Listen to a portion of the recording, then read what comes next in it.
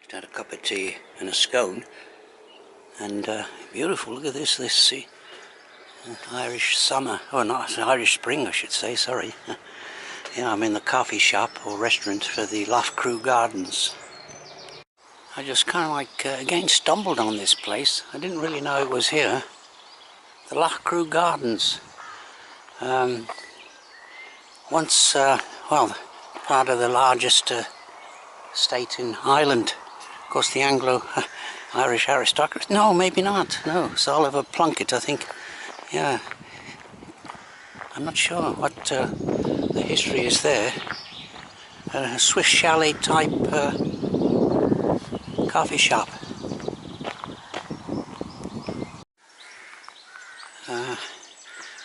Following these trail markers. Of course, they're for kids mainly, but yeah, they're just. Yeah, let's see where it leads.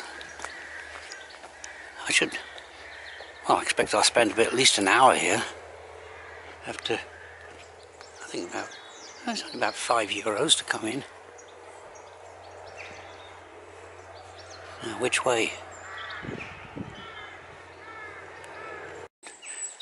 On the top of the Loughcrew Cairn, about 850 feet above sea level, there was more or less a gale blowing up there. But down here, it's calm. And yeah, I guess I can spend at least an hour here.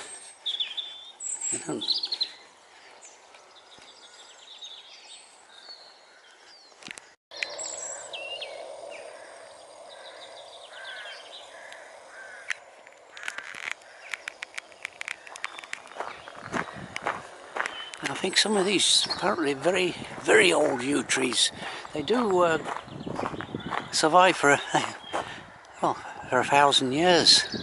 That's got 1673 on it. Some work's been done here, so yeah.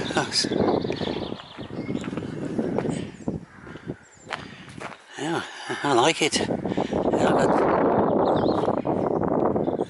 that's a perfect day for it. So just maybe 2-3 weeks ago, these trees would be bare, except for the yews, of course. But the deciduous trees would be bare of leaf. But now it's all been transformed. Again, I'm the only one here. I keep on repeating that, but there's another ancient yew, probably. Yeah, all planted when the gentry, who basically owned pretty well most of Ireland, at one time.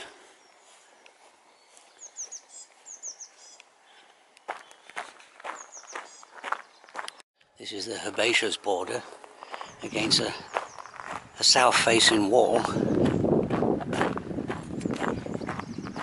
Some information on the Loughcrew walled garden. Looks like there's no access to it. It's through there. Yeah, but it's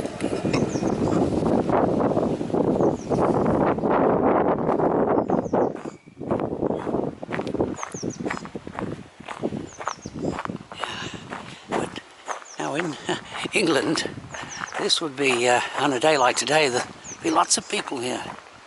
But of course, Ireland's much more sparsely populated. But I think later in the summer, yes, there's probably a lot of visitors here, otherwise they wouldn't possibly keep this open. The expense of keeping a place like this going. Okay, that tree up there. And there's the pond.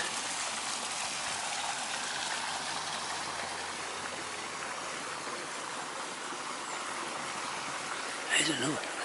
So is that tree. And it's probably protected to some extent by this wall. Part of the walled garden. Now, those hawthorn trees in another week will be out in full blossom, May blossom.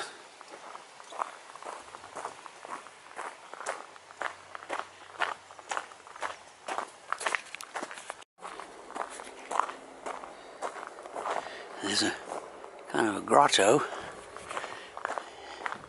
and it's got yeah, these little kind of like they have in these kind of medieval carvings that they have in these churches. Oh, they're probably fairies. Yeah, that's it. It's all part of the fairy trail. Yeah, the grotto. All laid on to attract the kids, but they're all at school. Yeah, but maybe when the school holidays, that's when this place probably comes alive. Again, I'll use that word surreal, because I'm the only one here. And these beautifully laid out gardens, this would compare very favourably with any gardens in England. There's some kind of a mound there. I'm not sure this yeah, I presume this is a part of the trail I'm on. Just came down this little bit of to the edge of the gardens, and look at that, peacefully browsing. It's a rich agricultural country.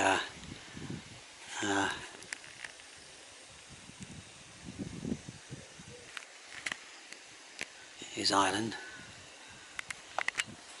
No exact, of course that's private property there.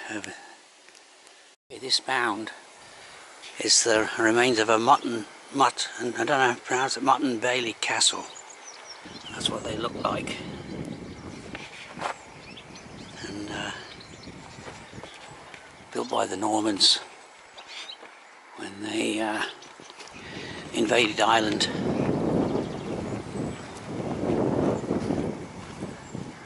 There's another yew tree. Look at the size of that. That must be thousands of years old.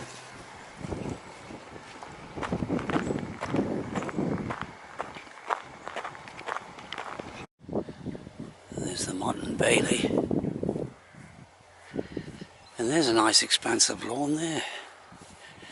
Now that's an old church up here somewhere that Oliver Plunkett, is it?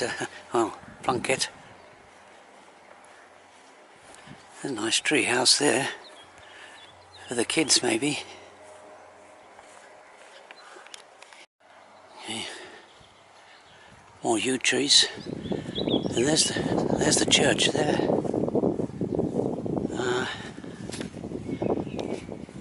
There's some information on the house that once stood here, Loughcrew estate, and there's another picture of, look at the size of the porticos, and that the gentry lived there.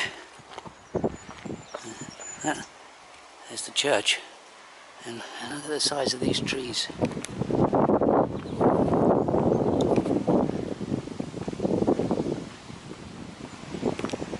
And there's some nice little adventure for the kids. How safe it is for them to climb up there, about 50, close to 50 feet. To yeah, they got it cordoned off, so yeah. They can only climb up there with instructors.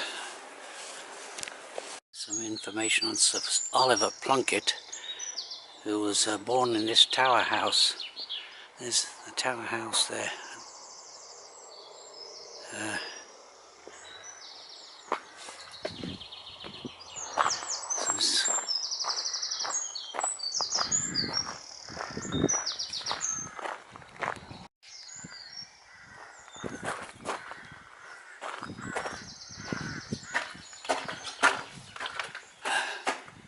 Okay, these are favourite nesting places for birds.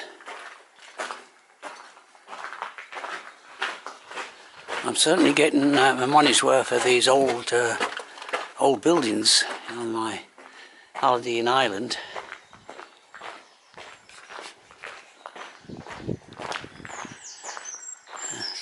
I presume this was a church, and Oliver Plunkett apparently was born in that tower there.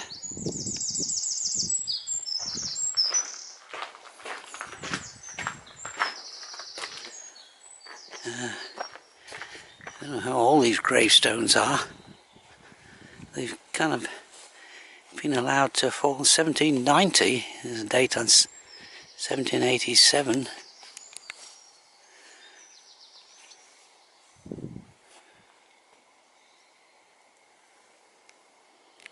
Okay,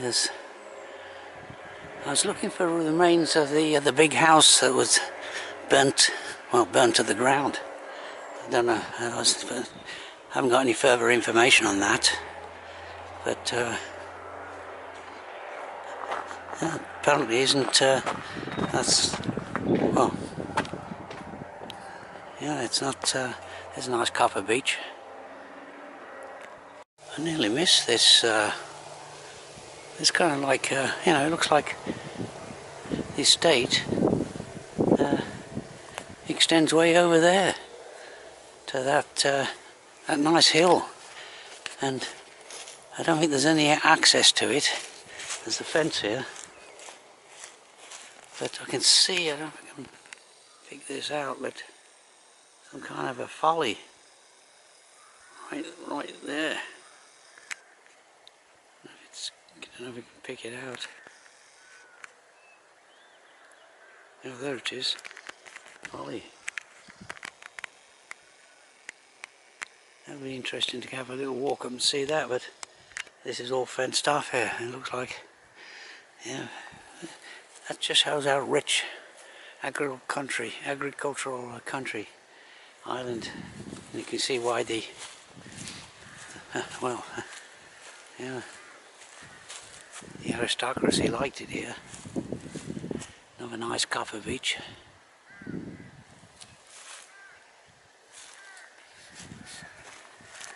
No one else here except me.